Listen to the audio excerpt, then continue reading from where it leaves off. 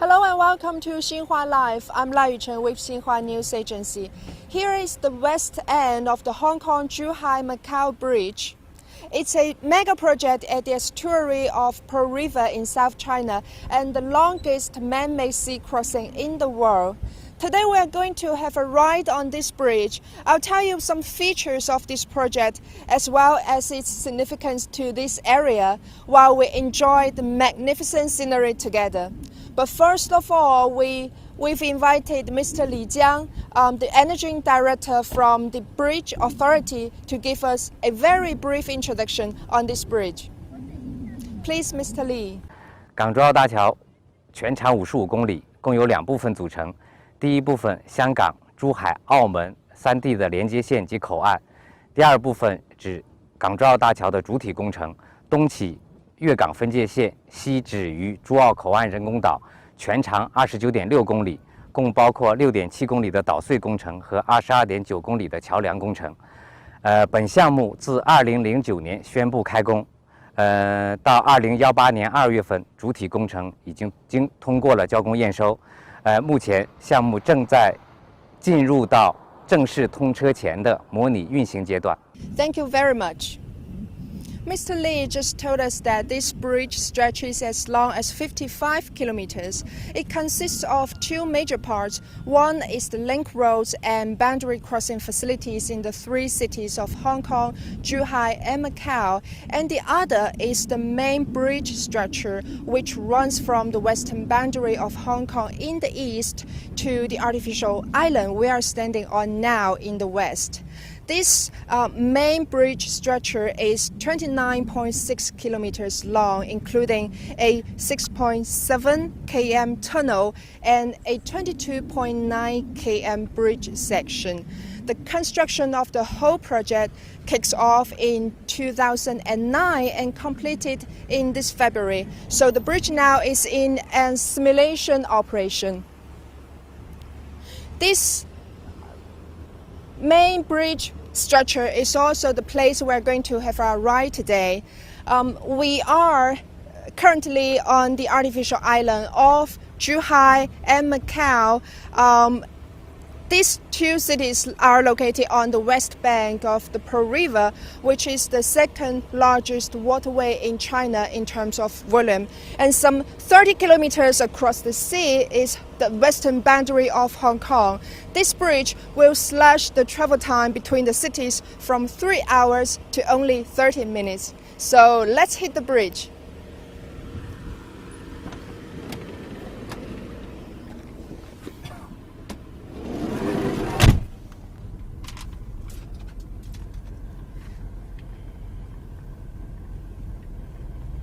Before speeding up, I think we need to pay the toll first. This toll gate is where the vehicles from Zhuhai and Macau enter the bridge, and the starting point of our journey today.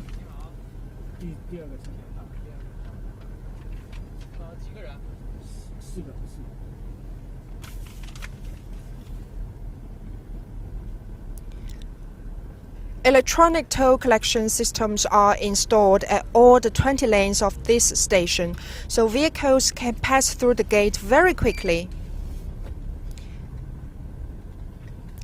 And the system adapts both to the ETC cards used in the Chinese mainland and the auto toll payment system used in Hong Kong. And of course, the drivers can also pay their tolls to the clerks directly by cash, credit card, and mobile payments such as Alipay or WeChat.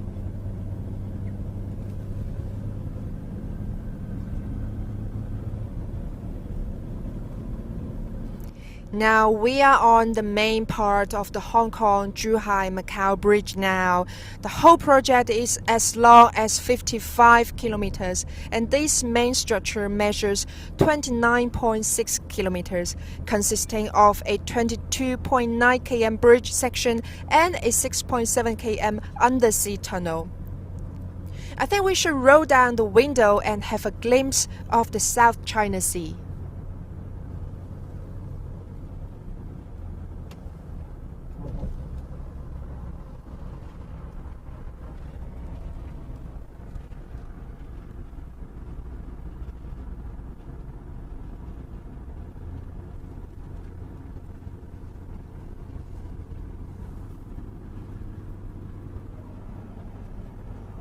These twin towers we are passing through are called the sail towers. They're named after the shape, as you can easily tell. Each of the sails is taller than 100 meters. So in sunny days like today, people in downtown Zhuhai and Macau can see this landmark very clearly.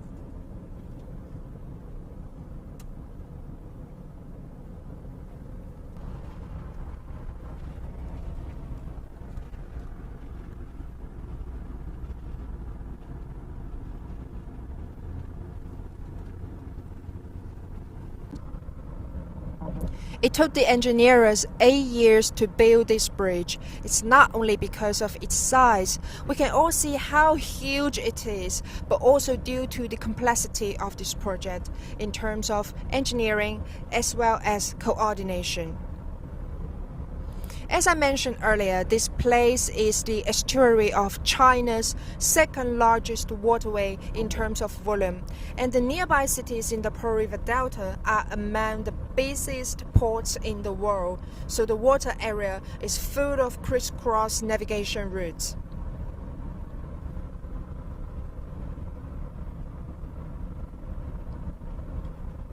There are also frequent typhoons, there are also airport height restrictions and high environmental standards. And every single factor here needs to be taken into consideration. In other words, it's an enormous project, but at the same time, its impacts on the environment, on the river flow, navigation, hydrology, etc., all need to be minimized.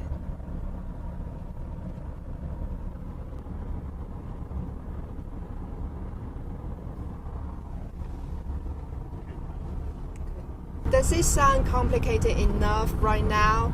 Well, it's not over yet. We've just talked about the complexity of engineering, but don't forget the challenges in coordination and management. On one hand, among the departments of road traffic, of cargo and personnel clearance, on car inspection and quarantine, and public security, etc. On the other hand, also among the three cities working together, Hong Kong, Zhuhai, and Macau, these cities, they have different political systems, they have different construction standards, and also different traffic rules. As for traffic, right-hand traffic is used in the Chinese mainland, while left-hand traffic is used in Hong Kong and Macau. You can see now we are driving on the right of the carriageway because the main structure of the bridge is in the Chinese mainland. So the authorities in the three cities all agreed to use right-hand traffic on the bridge, and vehicles from Hong Kong and Macau can switch back to left-hand traffic after passing the clearance facilities. Now we've come to another landmark along the bridge, the Dolphin Towers. This water area is home to Chinese white dolphins, so reducing the disturbance on the animals' activities was a serious challenge faced by the constructors of the bridge. These towers were not built here, but prefabricated in the factory on land and then carried to the sea by trucks and ferries and hoisted and installed to this spot by super large cranes. The three towers, each one taller than a 35-story building and weighs more than 2,600 tons, were installed here in only 3 days. But it took the engineers 3.5 years to prepare for the installation.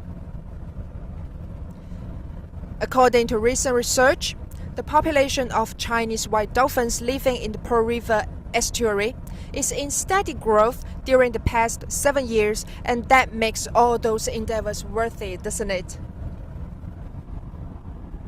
For those who just tuned in, I'm Lai Yuchun with Xinhua News Agency. My colleagues and I are having a ride on the Hong Kong-Zhuhai-Macau Bridge, the longest man-made sea crossing in the world.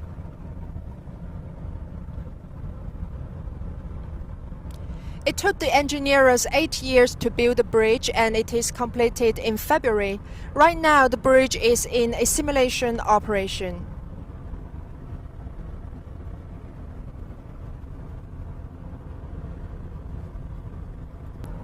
We've just passed 2 landmarks along the bridge. the sail towers and the dolphin towers. And I think we are approaching the middle point of the bridge, and we can see two large steel Chinese knots in front of us.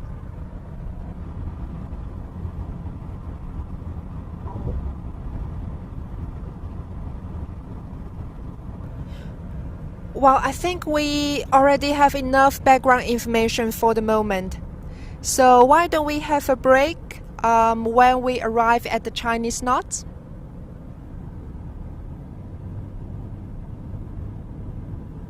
We are almost at the middle point of the main bridge structure of Hong Kong-Zhuhai-Macau Bridge. Have you noticed something weird here? Because we are some 15 to 20 kilometers away from Zhuhai and Macau, and also some 15 to 20 meters away from Hong Kong. And I don't even see some structures looks like a conventional base station here. But our live broadcast is still rolling and my cell phone still get full 4G network signals. So what happened here? Where do the telecommunications services come from? Today I have Yang Kai with me here to help us find out the answers. Yang is the project manager of China Tower Company at this bridge. So please tell us your secrets. Because China Tower had built another bridge for information across the sea, up in the air. We have 25 base stations on the road. The signal could transfer from side to side and cover the whole range. And the multi-band antenna had based on this structure for traffic signs. Yes. And we all not only share the infrastructures on the road as we've seen, we also share the pilot beneath our feet, Okay. and share the communication center on artificial islands. In summary, we believe that the information highway of the bridge, by the bridge, for the bridge, shall be with it for centuries. Well, and I believe this method has saved you a lot of money and time. Thank you very much, Yang Kai, for answering our questions and also for fixing the network for us. Because without you and your colleague, we won't be able to take pictures and footage of the bridge and post them on social media or send them to our friends. Thank you very much here. And don't forget that don't do that. Don't take pictures when you're driving, and only do that when you're on the passenger seat, okay? And I think we shall continue our ride here. Thank you. Thank you.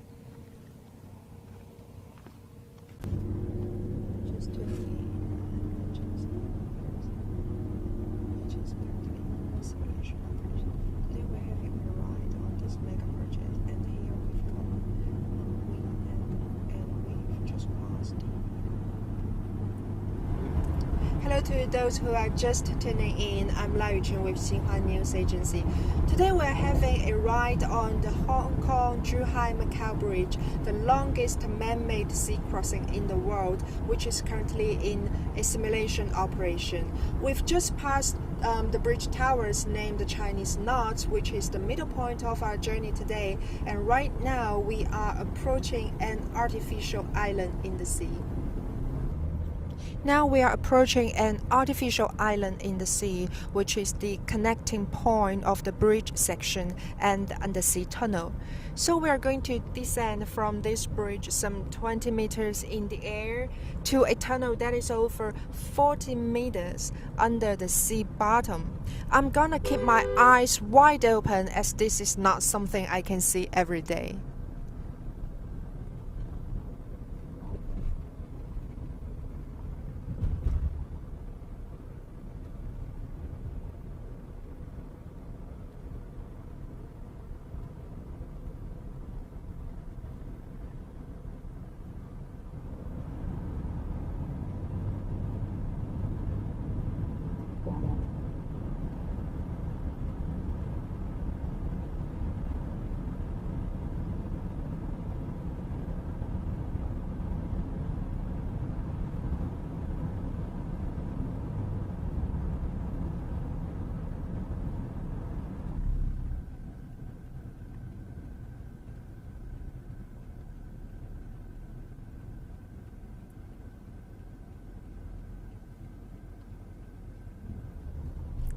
So you may be curious about the reason why these crazy engineers are building a tunnel within a bridge and two small artificial islands to link them together.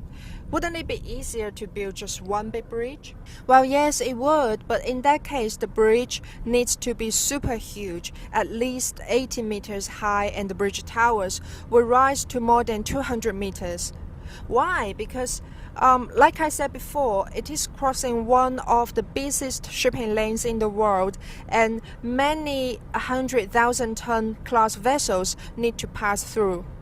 Besides, just a few kilometers to the northeast is the Hong Kong International Airport, to and from which 1,100 flights are flying every day, so the height of the bridge must be kept under 88 meters to ensure the safety of the airplanes. It seems that going undersea was the only solution. Well, of course, it was a painfully difficult solution. The 6.7 km tunnel is the most challenging part of the whole project in terms of construction. It's the longest and deepest car tunnel in the world. The tunnel is made of 33 huge tubes. Each of them is 180 meters long and weighs 80,000 tons, which is heavier than 320 Airbus A380 combined. These tubes were all prefabricated on land and then installed and connected in the sea. It took the engineers 96 hours to lay the first tube, and many of them couldn't sleep for several consecutive nights. But what we can see now is just this beautiful, seamless undersea tunnel.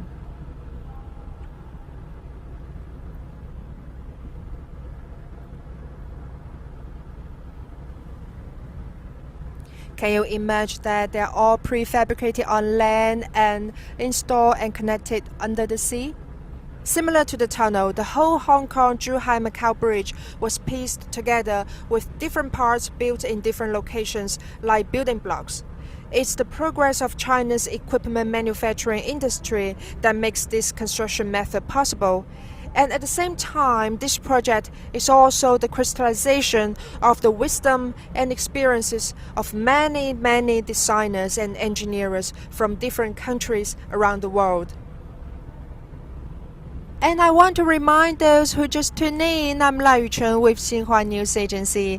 I am having a ride in the longest and deepest car tunnel in the world, which is part of a 55 km sea bridge currently in simulation operation. This bridge links the cities of Hong Kong, Zhuhai, and Macau together, slashing the land travel time from 3 hours to only 30 minutes. This mega project will be open to traffic soon on 24-hour basis.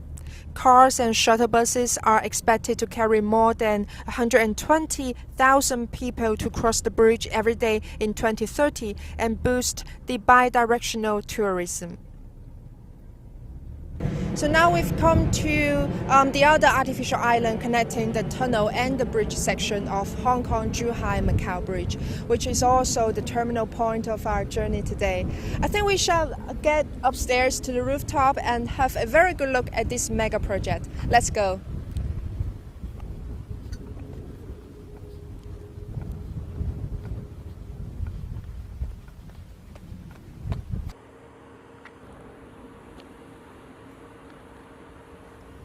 We are now on the rooftop of the eastern artificial island on the Hong Kong-Zhuhai-Macau Bridge. Look over there.